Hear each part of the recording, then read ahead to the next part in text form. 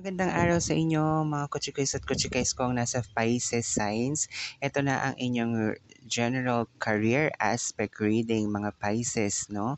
Tingnan natin dito kung ano yung mga tutugma or hindi tutugma sa inyong mga reading as of the moment. So, mga Pisces Signs out there, lagi ko kayong pinapaalalahanan na take what is only resonating with you and do not take what that doesn't resonate with you sa ating mga readings, no? Regarding sa ating tarot card readings.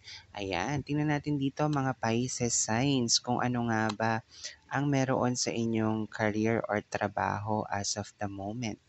So mga Pisces, alright, ayan, ito na ang yung mga cards. You have here Six of Cups, meron ka rin ditong The Hermit at meron ka rin ditong Three of Pentacles. So sa nakikita ko rito mga Pisces signs, ang ilan sa inyo ay mga nais bumalik sa kanilang mga dating trabaho or career sa buhay. Ang ilan naman sa inyo ay mga may hinahanapan ng kasagutan regarding sa situation sa inyong karera or trabaho as of the moment at ang ilang naman sa inyo ay patuloy na nagtsatsaga at nagsusumikap regarding sa inyong sitwasyon or trabaho sa ngayon.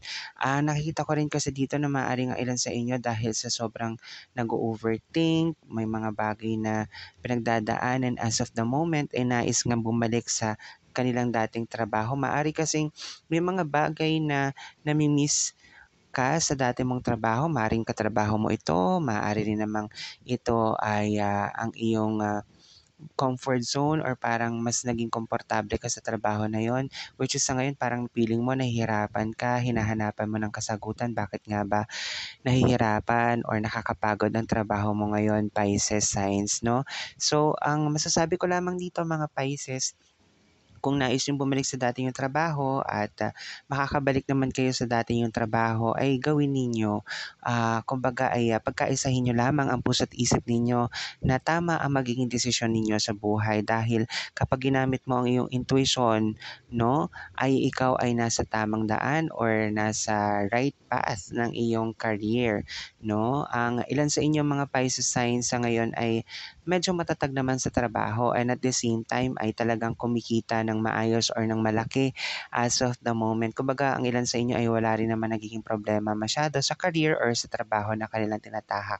Bagkus, ang ilan din sa inyo ay mas higit pa nagpupursige at nagsusumikap, no? At saka nagkakaroon ng hardworking situation regarding sa inyong mga trabaho or career man yan, mga Pisces signs.